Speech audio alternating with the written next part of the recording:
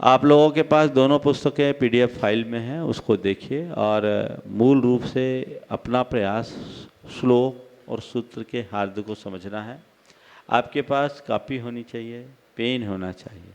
पारिभाषिक शब्दों को जहाँ मैं बताऊँ आप उसे नोट करेंगे, तब आप इसका लाभ ले पाएंगे। मेरी कोशिश होगी तत्वार्थ सूत्र जैसे महान ग्रंथ की मैं बड़ी विस्तृत विवेचना नहीं करूँगा, लेकिन संक्षेप में सूत्र के गूढ़ रहस्यों को आप आसानी से समझ सकें, इसी भाव से आप तत्वार्थ सूत्र को अभी प्रारंभ करेंगे। हम उच्चारण भी कराएंगे और उसके साथ एक बार आप लोग दोहराएंगे। अपने उच्चारण की शुद्धि आप सब करते रहिएगा, क्योंकि समय का अभाव देखते हुए हम उच्चारण उस समय नहीं कर पाएंगे। तो इस तरीके से कौन सा है देखें।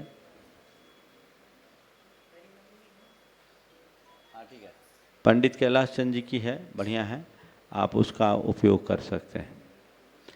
तो सभी लोग इसको शुरू करें। हम अब तत्वार्थ सूत्र प्रारंभ करते हैं। मोक्ष मार्गस्य नेतारम्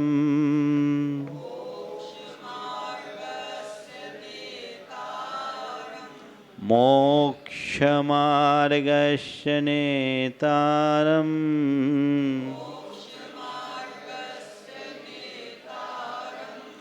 भेत्तारं कर्म भूभृताम् भेत्तारं कर्म भूभृताम् ज्ञातारं विश्वतत्त्वानां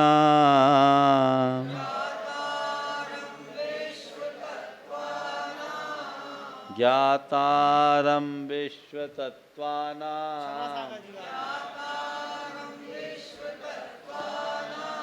वन्दे तद्गुणलब्धये।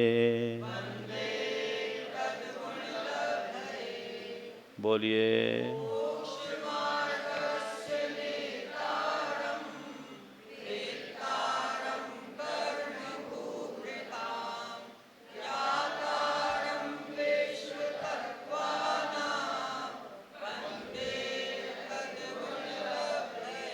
तत्वार्थ सूत्र के मंगलाचरण में प्रयुक्त ये कारिका तत्वार्थ सूत्र के मंगलाचरण के रूप में जानी जाती है। तत्वार्थ सूत्र के संदर्भ में हम सबसे पहले जाने कि तत्वार्थ सूत्र आचार्य उमा स्वामी के द्वारा प्रतिपादित एक ऐसा महान ग्रंथ है जिसे जैन परंपरा के सभी संप्रदायों में समान रूप से आदर प्राप्त है। सभी इसका समान रूप से अध्ययन करते हैं। ठीक है, ये तत्वार्थ सूत्र आचार्य उमा स्वामी ने रचा है। आचार्य उमा स्वामी आचार्य कुंद के शिष्य होते थे। सूत्र के रूप में निबद्ध ये जैन परंपरा का पहला ग्रंथ है। संस्कृत में सूत्र ग्रंथ के रूप में ये सबसे पहला ग्रंथ है। इसमें 7 तत्वों का वर्णन है, इसलिए इसे तत्वार्थ सूत्र कहते हैं। और चूँकि इसमें मोक्ष मार्ग का पूर्ण वर्णन है, इसलिए इसे मोक्ष शास्त्र भी कहते हैं। एक परंपरा में इसे तत्वार्थाधिगम भी कहते हैं। दिगंबर परंपरा में इसे तत्वार्थ सूत्र और मोक्ष शास्त्र, यही 2 नाम से जाना जाता है। इसमें कुल 10 अध्याय है और 10 अध्याय में कितने सूत्र हैं? 357। हाँ, देख रहे हैं कितना ताज़ा है। 357 सूत्र हैं। अत्यंत संक्षेप में, गागर में सागर समाहित है।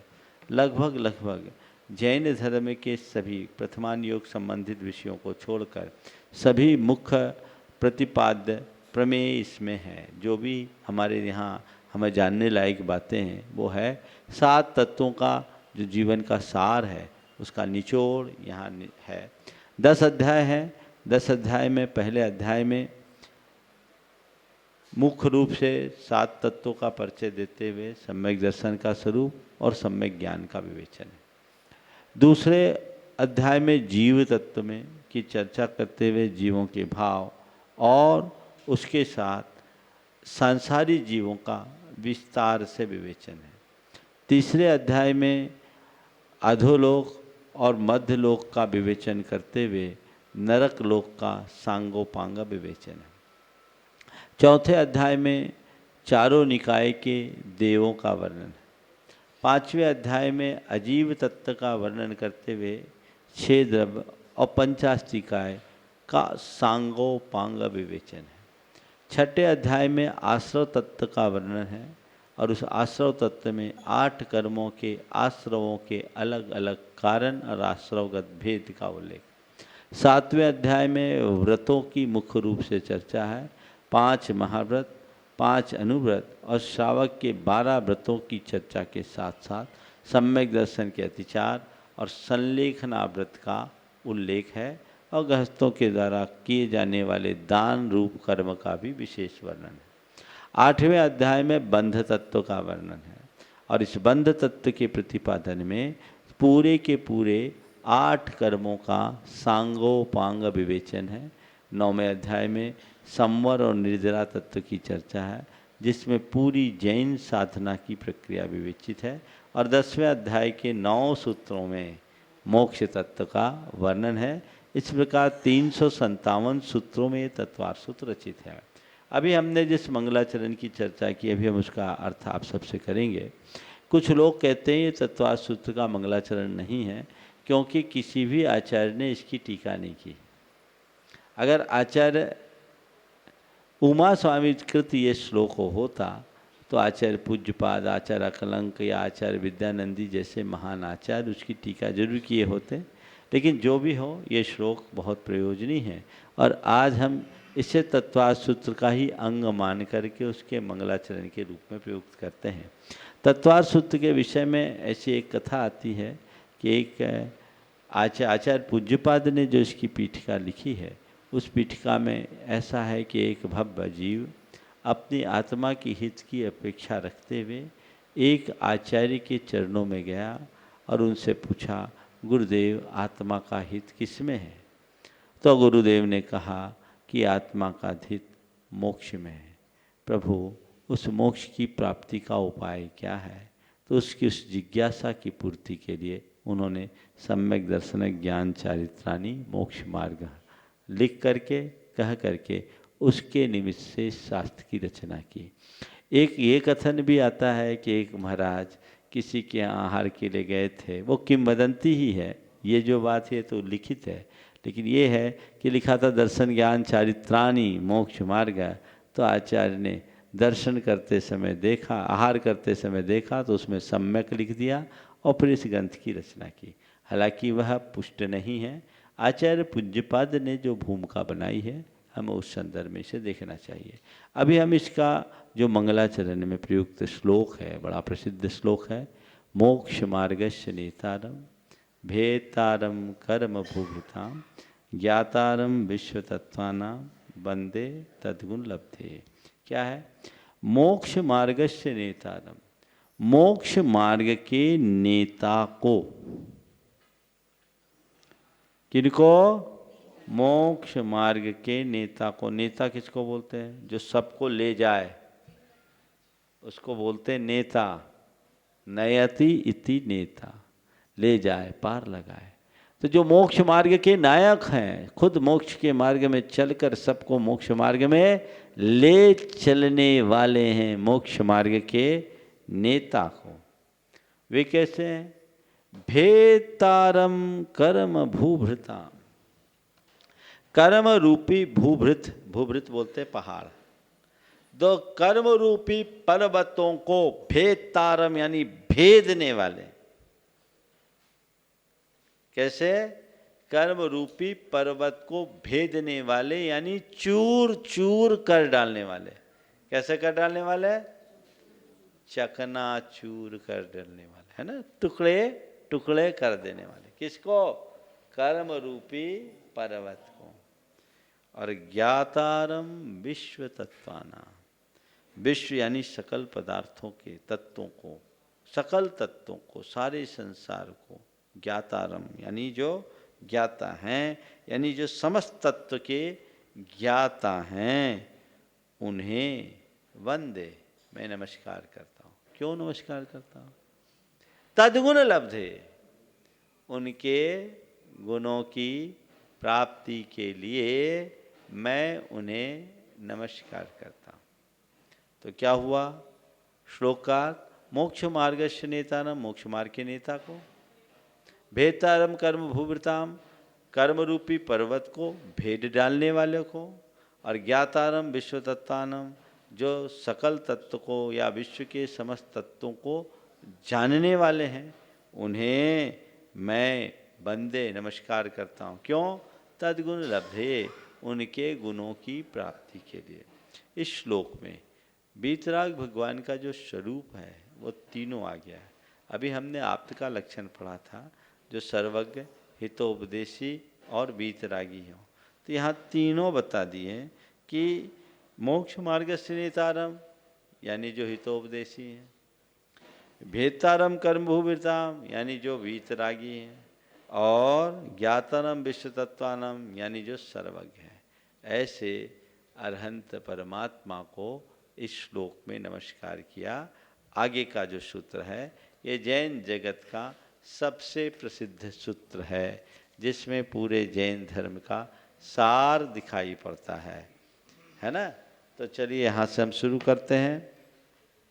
एक बात ध्यान रखना है सभी को, उच्चारण करते समय जब भी हम संस्कृत में किसी भी शब्द का उच्चारण करते हैं तो संयुक्त आद्यम दीर्घम, अगर कोई संयुक्त अक्षर आते हैं तो हमें पूर्ववर्ती वर्ण पर जोर देना चाहिए। हिंदी में भी बहुधा हम प्रयोग करते हैं, लेकिन हिंदी में तो चाहे जैसे चला लेते हैं, लेकिन कुछ जगह नहीं चलता। हम अक्षर बोलते हैं, अक्षर तो नहीं बोलते हैं। अक्षर क्यों बोला? आ पर हमने जोर क्यों दिया? क्योंकि छ संयुक्त था। विज्ञान बोलते हैं, विज्ञान बोलते हैं क्या? अब विज्ञान क्यों बोला? ज्ञ जो है ये संयुक्त अक्षर है, इसलिए विज्ञान। विद्या, ज और य मिला है ज्ञ, क और श मिला है छ। ये तो संयुक्त अक्षर है, सब पता चलेगा। छत्रज्ञ तो सब जानते ही हैं, और बाकी दिख जाता है। उपक्रम बोलते हैं, उपक्रम नहीं। प्रत्यक्ष बोलते हैं, नहीं प्रत्यक्ष में तो कोई वही है। अक्ष बोलते हैं, क्या बोलते हैं? अक्ष, वक्ष, कक्ष, कक्षा, कक्षा बोलते हैं क्या? समझ गए? तो ये ऐसे ही उच्चारण के समय आपको यहाँ ध्यान रखना है। बीच बीच में मैं बता भी दूंगा, लेकिन उससे ही आपका शुद्ध उच्चारण होगा। जिन्होंने पहले बिना संयुक्त अक्षर के याद कर लिया है उनको थोड़ी असुविधा होगी, लेकिन थोड़ा ध्यान देंगे तो उसे सुधार सकते हैं। आप लोग अपने पास पेंसिल रखिएगा, जहाँ मैं रुकूंगा वहाँ आपको निशान लगाना है पेंसिल से, पेन से नहीं, पेंसिल से निशान लगाना है, और उसी हिसाब से आपको आगे उच्चारण करना है। और बाकी विमल जी, इन लोग उच्चारण आप आगे करा दीजिए। हाँ, इन लोगों को भी सारा संसार सकल संपूर्ण। सम्यक दर्शन ज्ञान चारित्राणि मोक्ष मार्ग,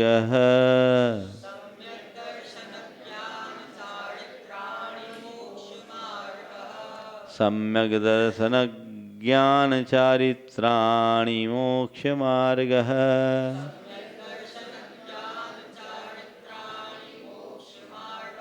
बोलिए।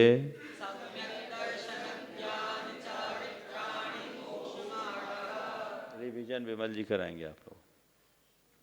सम्यक दर्शन ज्ञान चारित्राणि मोक्ष मार्ग, मोक्ष का मार्ग क्या है?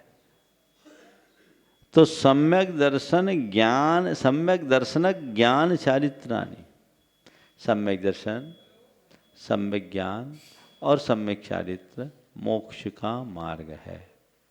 सूत्र का सीधा सीधा अर्थ क्या हुआ? एक पंक्ति में सम्यक दर्शन, सम्यक ज्ञान और सम्यक चारित्र मोक्ष का मार्ग है। हो गया? आगे बढ़ जाऊं?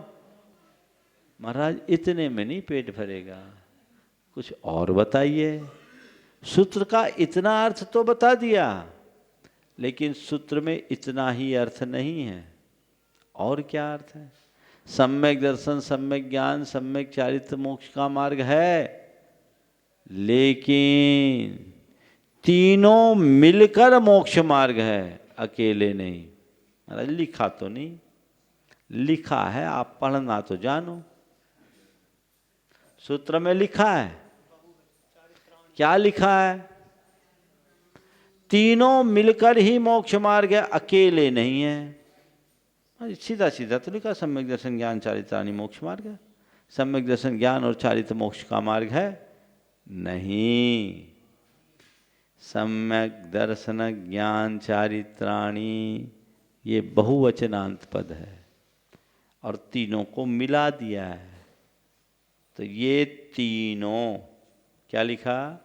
सम्यक दर्शन ज्ञान चारित्राणि, यानी सम्यक दर्शन, सम्यक ज्ञान और सम्यक चारित्र, ये तीनों मोक्ष मार्ग है। मोक्ष मार्ग एक वचन में है ना, तो तीनों मिलकर मोक्ष मार्ग है, अकेले। समझ में आया? सूत्र में लिखा है कि नहीं? अब पढ़ लिया तुम लोगों ने, क्या हुआ? इसी को पकड़ना है। देखो व्याख्या विवेचना खूब हो सकती है, वो तो फिर पूरी प्रवचन की भाषा हो जाएगी। जो मूल चीज पकड़नी है, प्राय लोग इसको लेकर पूरा प्रवचन दे देते हैं। तो प्रवचन नहीं है ये, क्या है? सूत्र का गूढ़ार्थ प्रकट होना चाहिए। समझ गए? तो कैसे पकड़े हमने? सम्यक दर्शन ज्ञान चारित्राणि, ये क्या है? बहुवचन में। और मार्ग है क्या है? तो मार्ग एक है, तो तीनों मिलकर एक मार्ग है। नहीं तो एक रास्ता सम्यक दर्शन का, एक रास्ता सम्यक ज्ञान का, एक रास्ता सम्यक चारित्र का, तो मोक्ष मार्ग के तीन प्रकार। कोई सम्यक दर्शन से मोक्ष पाए, कोई सम्यक ज्ञान से मोक्ष पाए, कोई सम्यक चारित्र से मोक्ष पाए। ऐसा मानोगे क्या? ऐसी मान्यता लोक में थी। एक परंपरा थी जो केवल भक्ति में कोई मुक्ति का आधार, नाम स्मर लो बेड़ा पार। अरे तो पानी का नाम लेते ही प्यास बुझ जाएगी क्या? दूसरा कहता नहीं ज्ञान पालो कल्याण, तो पानी को देखते ही प्यास बुझ जानी चाहिए फिर तो नहीं। तीसरा कहता नहीं भैया क्रिया करो तभी उद्धार होगा, तो नल की जगह नाली का पानी पी लो, बेड़ा पार हो जाएगा। क्या करना पड़ेगा? समझ में आई ना बात? तो क्या करना पड़ेगा? तीनों को, इसलिए इसका उत्तर हमारे आचार्य ने कहा भैया एक मार्ग नहीं है, तीनों का जब समावेश हो तब मार्ग बनेगा। सम्यक दर्शन ज्ञान चारित्राणि मोक्ष मार्ग। श्रद्धान भी केवल भक्ति मार्ग नहीं, केवल ज्ञान मार्ग नहीं, केवल कर्म यानी क्रिया मार्ग नहीं, तीनों। समझ गए? सम्यक दर्शन भी चाहिए, सम्यक ज्ञान भी चाहिए और सम्यक चारित्र भी चाहिए। चाहिए कि नहीं चाहिए? तीनों, है ना? देखो कुछ उदाहरण देता हूं। कोई आदमी बीमार है तो अपने आप को जैसे ही बीमार महसूस करे डॉक्टर को दिखाए, डॉक्टर दवाई दे वो खाए, तब न ठीक होगा। अब डॉक्टर को दिखा दिया, दवाई पर विश्वास नहीं, डॉक्टर पर विश्वास नहीं, दवाई लगेगी। डॉक्टर को दिखा भी दिया, डॉक्टर पर विश्वास और भरोसा भी है, पर खाने की दवाई लगा ले और लगाने की दवाई खा ले। ज्ञान नहीं कौन सी दवाई कब खाना है। हाँ? डॉक्टर को दिखाया, बोला ठीक है ये लो, इसको दिन में 3 बार घोल के पीना पानी के साथ, और फिर 5 दिन बाद दोबारा मेरे पास आओ।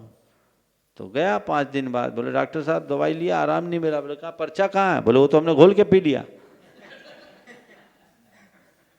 तो पर्चा घोल के पीने के लिए कहा था कि जो पर्चा में लिखा है वो घोल के पीने के लिए कहा था? समझ गए? तो क्या हुआ, डॉक्टर पर श्रद्धा जरूरी।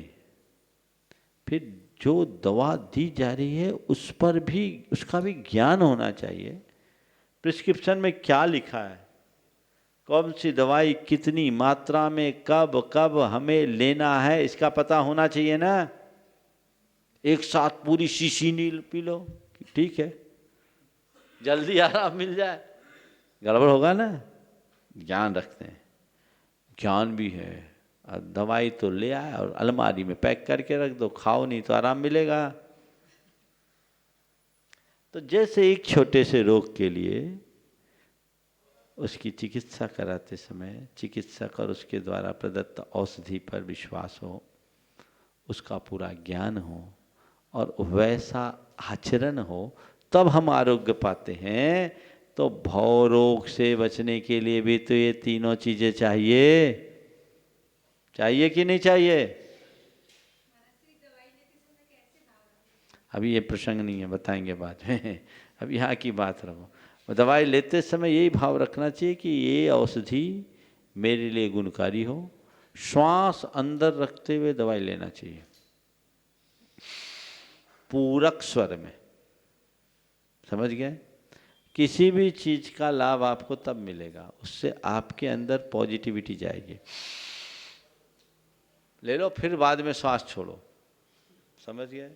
हे भगवान, ये औषधि मेरे काम आए और मैं आरोग्य को प्राप्त करूं, सभी जन आरोग्य को प्राप्त करें, भाव रखना चाहिए। चलो मूल बात में क्या बोला, तो एक तीनों चीजें चाहिए।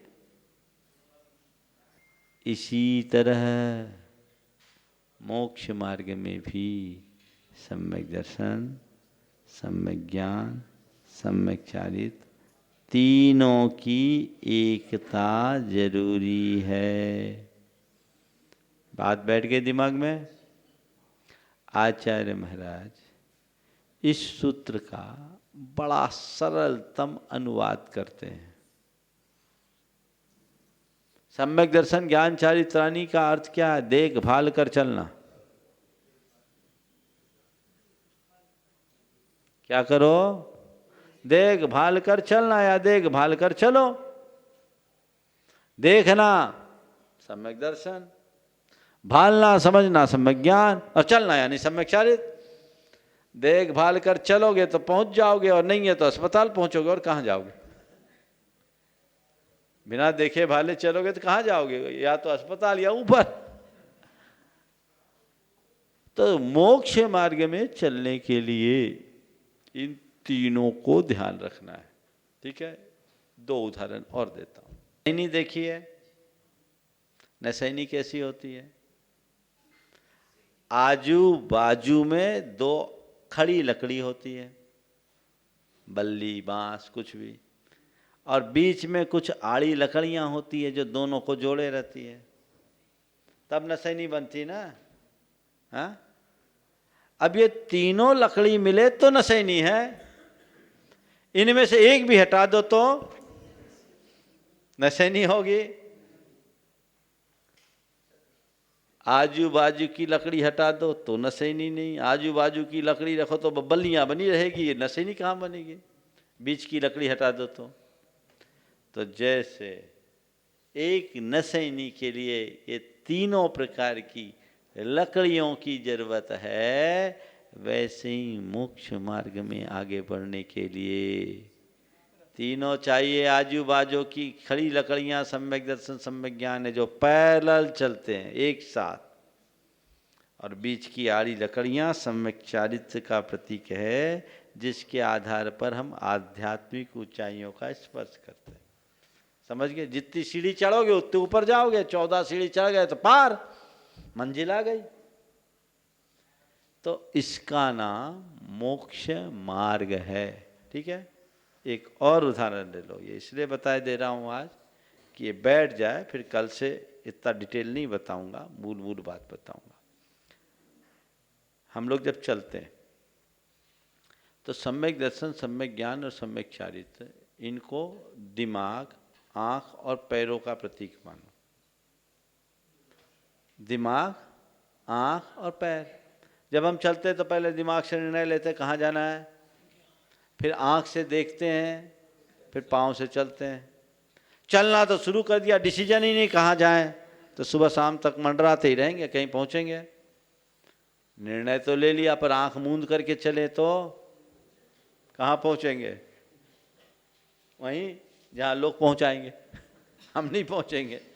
और निर्णय भी ले लिया, आँख से देख भी रहे हैं, लेकिन पाँव काम न करे तो पहुँचेंगे? नहीं पहुँचेंगे नहीं। तो इसी तरह सम्यक दर्शन, सम्यक ज्ञान और सम्यक चारित्र हमारा मोक्ष का मार्ग है। ठीक है। अब इस सूत्र में एक चीज और देखो, हमने तो तीनों को मिलाकर मोक्ष मार्ग बताया। महाराज सम्यक एक जगह लगाया, आपने 3 जगह बोला, सम्यक दर्शन, सम्यक ज्ञान, सम्यक चारित्र। सूत्र में तो नहीं लिखा, लिख दिया है, इसमें समास कर दिया, लिख दिया।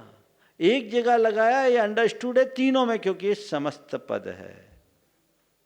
और देखो सूत्र की रचना में एक दिन पन्नालाल जी साहित्याचार्य ने बताया था कि सूत्र की रचना करते समय आधा अक्षर भी बचा ले, सूत्र की रचना करते समय आधा अक्षर भी बचा ले, तो सूत्रकार को ऐसी प्रसन्नता होती है मानो निसंतान दंपति को बुढ़ापे में पुत्र रत्न मिला है। समझ गए? तो सूत्र संक्षिप्त होता है।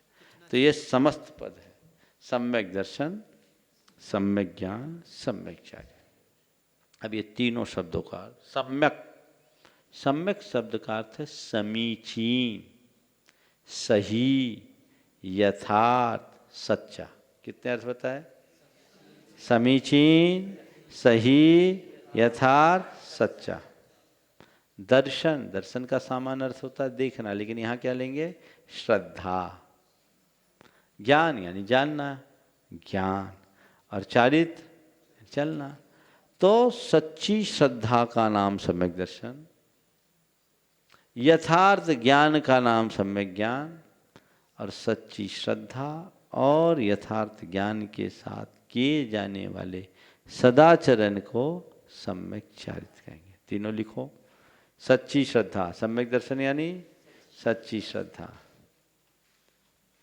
सम्यक ज्ञान यानी यथार्थ ज्ञान,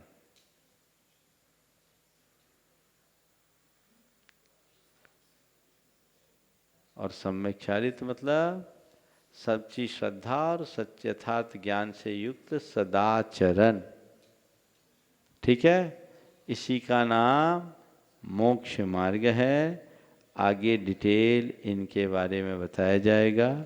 आज इतना ही रखें। कल से, आज थोड़ा 5 मिनट विलम्ब भी हुआ, 3:15 से 3:45 सावकाचार और 1 घंटा तत्वार सूत्र। ठीक है।